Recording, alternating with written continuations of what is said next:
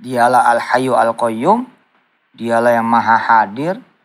Ya, selama itu pula insya Allah umat manusia nggak akan ada yang nggak punya rezeki. Pasti punya rezeki semua. Amin. Amin. Ya Allah Rabbal Alamin.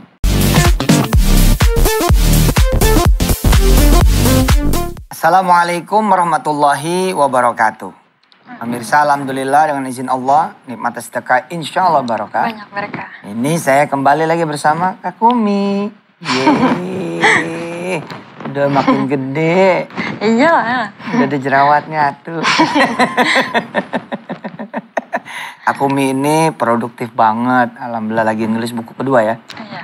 Insya Allah mudah-mudahan. Nah pemirsa, nggak ada halangan ya. Kak Kumi nggak ada halangan dari siapapun kita untuk mencapai cita-cita kita. Nggak ada halangan. Kecuali diri kita sendiri dengan izin Allah. Jadi yang bisa menghalangi kita dengan impian kita, kita dengan keinginan kita dengan cita-cita kita, yaitu diri kita sendiri.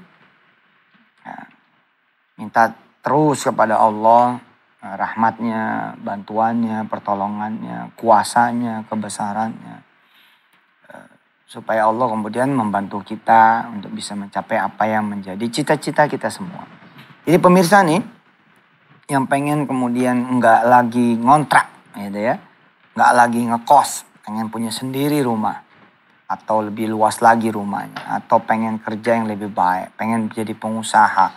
Pengen haji, umroh atau apapun ya. Jangan kemudian putus asa. Dan jangan kebanyakan ngelihat inilah kekurangan dan kelemahan, nggak ada itu.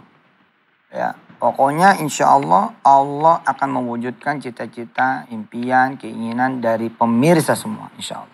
Tambahin dikit Kum, sebelum nanti ke Fiti. Iya, banyak anak muda yang nggak berani punya mimpi karena nganggep kurang, karena nganggep kita nggak mampu, karena nganggep kita susah.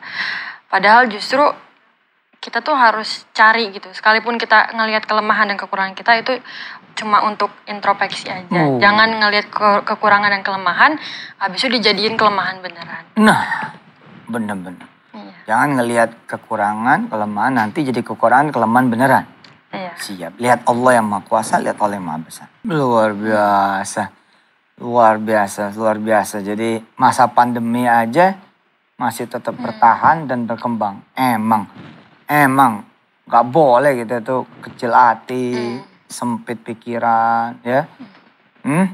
Kemudian putus asa. Ternyata ya selama Allah masih berdiri dan Allah pasti akan terus berdiri. Selama Allah ada dan pasti Allah itu ada. Dialah Al-Hayyu Al-Qayyum. Dialah yang maha hadir.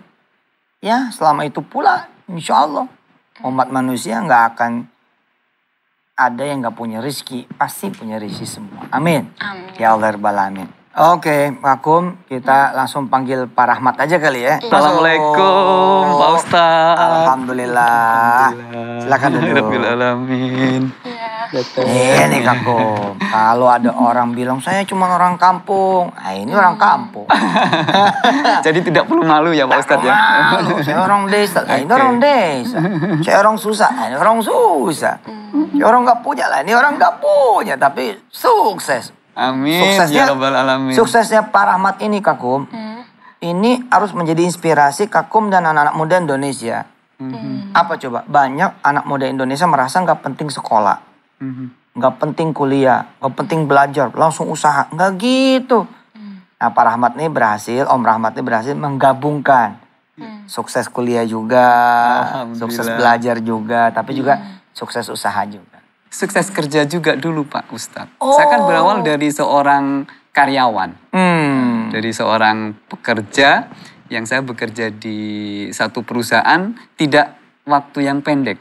20 tahunan lebih. Kerja 20 tahunan lebih? Iya, di perusahaan tambang dan perusahaan minyak. Terus kemudian juga perusahaan kontraktor tambang. Baru setelah itu saya merasa sudah waktunya terjun sebagai seorang entrepreneur ataupun juga sebagai seorang trainer yang artinya memberikan kesempatan saya untuk bisa banyak berbagi. Jadi ketika kerja juga harus menunjukkan kesuksesan juga ya? Oh iya, betul. Ya artinya nggak ada alasan juga meninggalkan gelanggang yang udah diamanahi Allah ya. Iya, betul. Iya benar Kak. Jadi tidak langsung usaha gitu aja. Iya. Memang ada Prosesnya. 20 tahun prosesnya. Iya, betul. Nah kalau dari cerita awal Pak Rahmat ya, Mhm. supaya jadi inspirasi dan motivasi. Nah berangkatnya dari titik mana?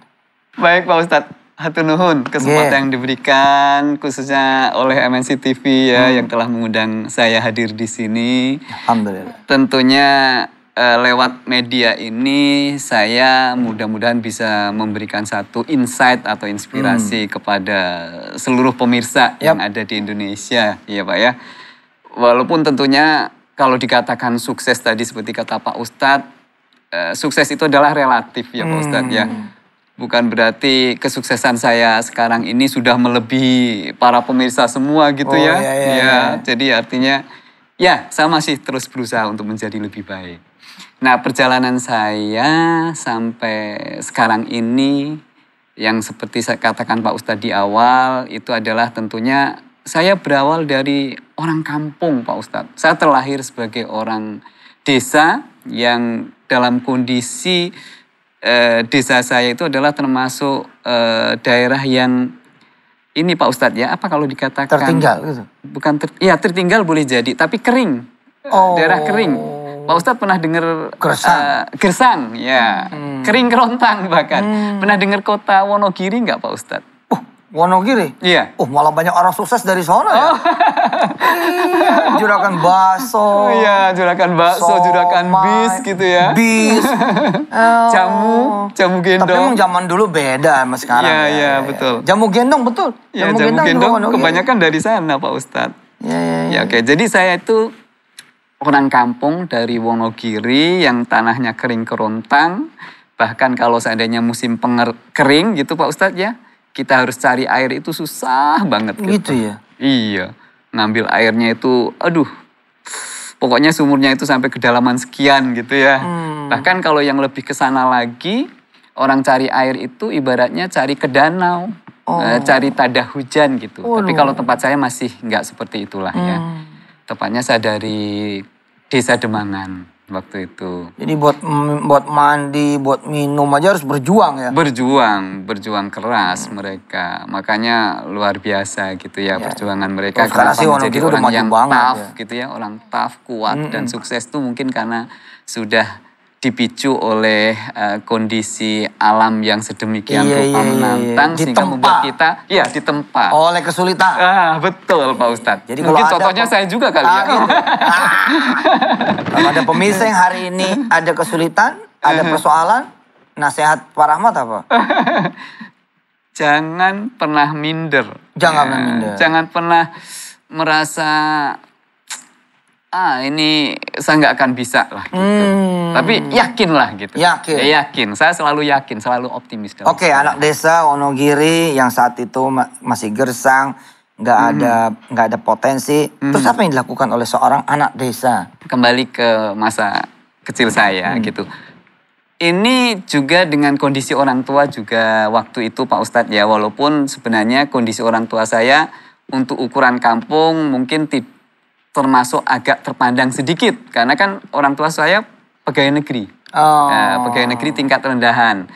Jadi beliau almarhum ya adalah seorang mantri pengairan. Kalau di sana dulu ada mantri pengairan Pak Ustadz. Untuk ngatur air agar bisa mensuplai kebutuhan sawah-sawah. Irigasi itu ya? Irigasi. Karena bayangkan kondisi yang kering kan kalau seandainya ya, ini dulu bagi-bagi kok puter-puter, buka tutup. Gitu, betul Pak Ustadz. Mantri ini? Mantri pengairan. Namanya mantri, bukan mantri kesehatan. Mantri pengairan, mantri air. Mantri air.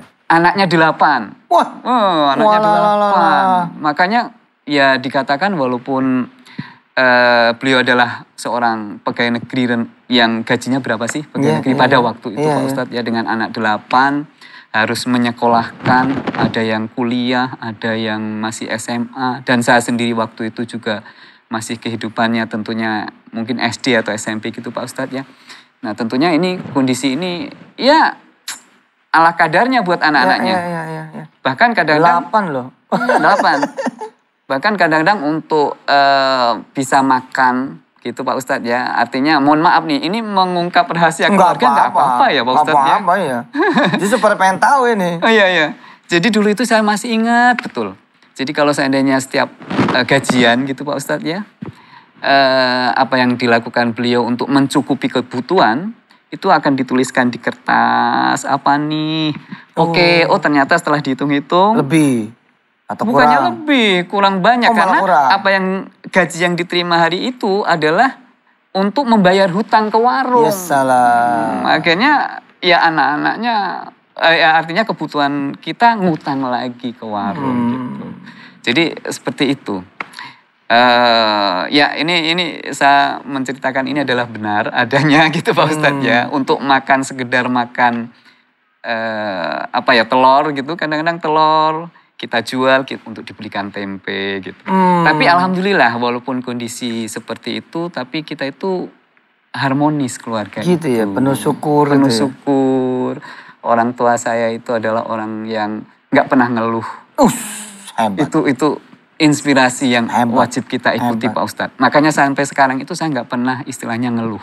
Mengeluh itu sesuatu yang tabu Karena buat diajarin saya. sama orang tua nggak ngeluh. Iya, Emang nggak pernah dengar sama sekali? Nggak pernah. Orang tua itu alhamdulillah kalau 8 itu kan biasanya cekcok bla bla bla bla. Iya, Ini benar. kita nggak bisa makan Ribut, atau bagaimana iya. ribut gitu. Tapi kalau orang tua saya itu saya nggak pernah selama umur saya bersama beliau berdua mereka itu cekcok terkait apa itu Nggak ada ya? Nggak pernah. Oke, Rukun nanti aja. ada episode Mas Rahmat, Pak Rahmat ya Kum. Ini kemudian sukses.